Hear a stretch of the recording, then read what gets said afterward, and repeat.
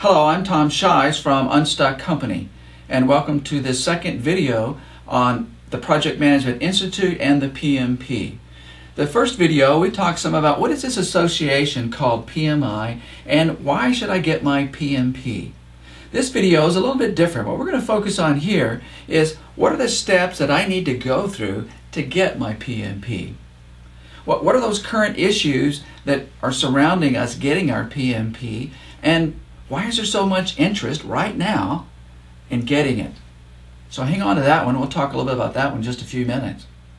Now, when I talk to some of my students, and I teach at 2 graduate universities in project management, I'm asked all the time about, well, can anybody get their PMP? And can anybody sit for the PMP exam? Well, there is a fairly stringent application process that you must go through with the Project Management Institute. You have to apply, pay your money, and then sit back and wait on their response. Now, the application process is one where you go online to www.pmi.org and you apply, and the application process is a little extensive. We'll talk just a little bit more about that in a few minutes. But after you do apply and you pay your money, you'll find out either whether you've been approved or whether or not maybe your application is incomplete. You may be disapproved, or you may be notification of an audit. And that reception of a notification would imply that you're about 10% of the people go through that, and that's going to take you a little bit more time through that process. Now, the qualifications for submitting your application vary some. One of the first things is that if you've got a college degree, the hours that it's required is 4,500 hours of experience as a project manager. Now, as a project manager, what does that mean? Well, it doesn't mean you have to have a title of project manager in order to sit for the exam. But what it does mean is that you have to have led a small team. And that seems to be the consistent way that PMI really addresses this idea of what is a project manager, leading a small team.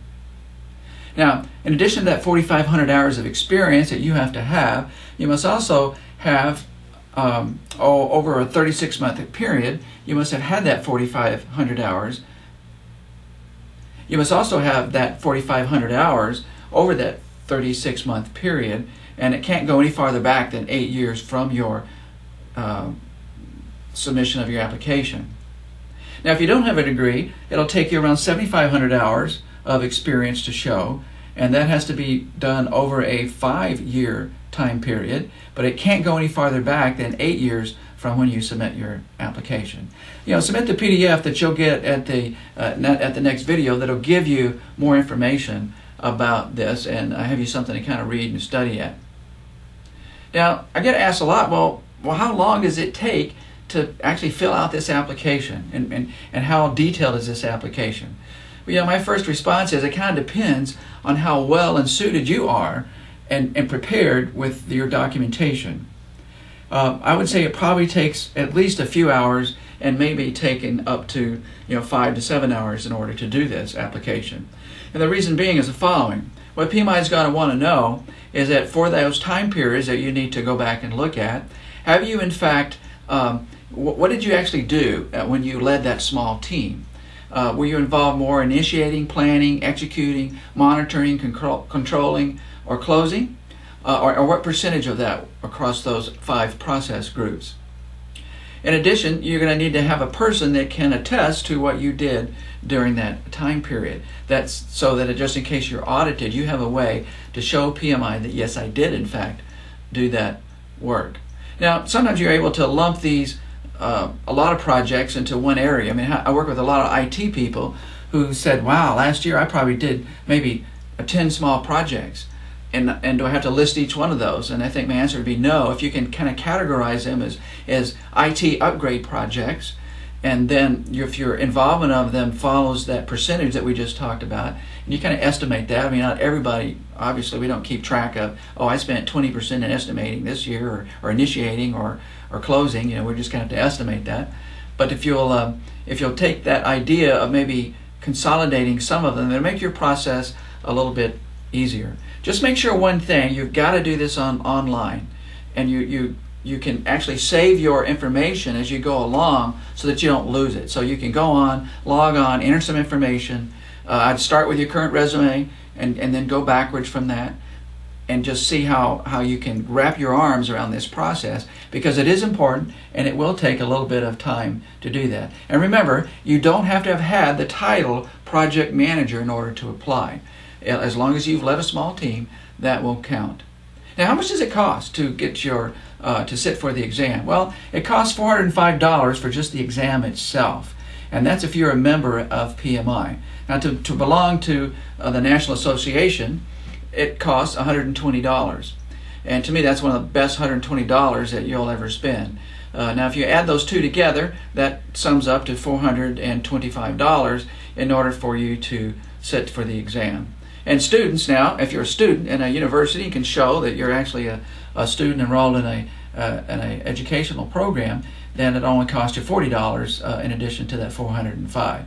Now, if you choose not to join PMI, all right, if you choose not to do that, and you don't want those great benefits that I think come just from being associated with other people like yourself, then it'll cost you $555, which actually costs you $30 more. So to me, it's really a good deal in order to gain the benefits that you get from PMI at a cost that really is negligible. In fact, you actually save money by joining their association. Now, a next question that you might come across is this idea of, well, what's all the buzz right now about it? I mean, why are people kind of talking about it that maybe if they don't have their PMP? Well, here's the reason. The exam is about to change at the end of this summer. And every few years, PMI changes either the PMBOK or in some cases will change just the exam itself.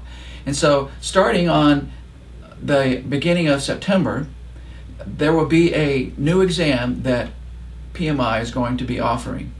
And the last day to sit for the current exam format is August the 29th. Now, here's what we understand from what we've been told is about 30% of the exam is going to change after September 1. Now, I want you to just think about this. Right now you've got sort of a good feeling. In fact, those of us who are involved with helping people pass the exam, we all have a good feeling about what the exam is like, and so we can help prepare them and prepare the student fairly easily. On the other hand, the last time that the exam changed, there was quite a bit of, I guess, a kind of uproar and upheaval in the PMI process, just because there were initially some of the students that took the new exam, there was such a high failure rate. People were just really kind of taken aback with that. So my suggestion to you is the following. If you're considering taking the PMP, get it done now. Sit back, figure out what you need to do, block out some time, fill out your application, and be prepared to sit for that exam before the exam format changes, which, as I recall, as I mentioned earlier, is August the 29th. That is the last day to sit for the exam. Now, think of it like this. In my graduate programs, many times some of my students will just kind of, not take that next step to get their PMP. And we talked a little bit about that in the last video. Us project managers, we love deadlines. So think about it like this. You got a deadline. How cool is that? You got a deadline. And we were good on deadlines. So August the 29th, make sure you put things in place. If you're not a PMP already, make sure you put things in place for you to take that step to get your PMP. Now, why is it that, and what are those steps that I need to go through in order then to sit for the exam? So we've talked a little bit about this application. I'd really suggest that now or in the next month, preferably by mid-May, no later than the end of May, I would suggest that you apply. And why do I say that? Well, one of the reasons is that PMI says it takes 5 days for them to respond back to your application. And that's under normal situations. 5 days, you apply online, 5 days later, you'll find out, if they've accepted your application. Of course, you have to have also submitted your money, but for sure, they'll be telling you a little bit more about, this idea of, did they accept your application? Now, the problem is that you might be one of those 10% of the populace that actually get audited. And we mentioned a while ago that audit could take place. If it does take place, it might take an extra 15 working days for you to actually go through that process and talk to the people that you know and have them attest to the work that you did. So this idea of getting your paperwork in is important early, just because if you get audited, it's going to take you more time. And you don't want to run into a time limit because of that. Now the second thing is that PMI recommends that you that you allow 6 weeks for Prometric to be able to, which is a testing center. So you want to allow them about 6 weeks notice for when you want to sit for the exam. Now you can sit for the exam anytime that Prometric Testing Center has an open spot. It's not like everybody shows up, you know, on a Saturday morning and hey, we're all going to take the PMP exam. That's not the way it works. As an individual, once you are approved, once you have a number assigned from PMI for you, you will be able to sit for the exam. So, but you then have to schedule that with Prometric at your convenience and at theirs. Now, remember, and this happened last time, is that as the end of the testing period ends, which is the last day is August the 29th, there seems to be a pretty big rush in the month of August. So another reason why you don't want to wait until June or July to try to get your information in for your application. You might be asking yourself, well, you know, why don't I just study for the exam myself? I mean, why do I need somebody like an organization to help me sit for the exam? I mean, we all know the CPAs do it. We all know the lawyers do it. They go through programs. They buy study guides and that kind of thing. And so, you know, there's nothing much different about the PMP relative to that process. But let me just give you a couple of reasons why I think it's important. Now, back about 5 years ago, when PMI was, when they were publishing the pass rate at that time was around 61%. That means that, you know, 61% of the people that took the exam were passing it. Now, they're not giving you that number anymore, so we don't really know. PMI has not been forthcoming in giving everybody, well, what is the pass rate on the exam? You can probably guess that it's probably in that neighborhood.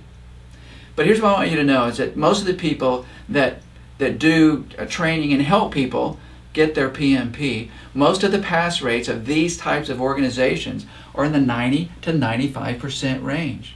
In fact, some of them all the way up to 100% in that category.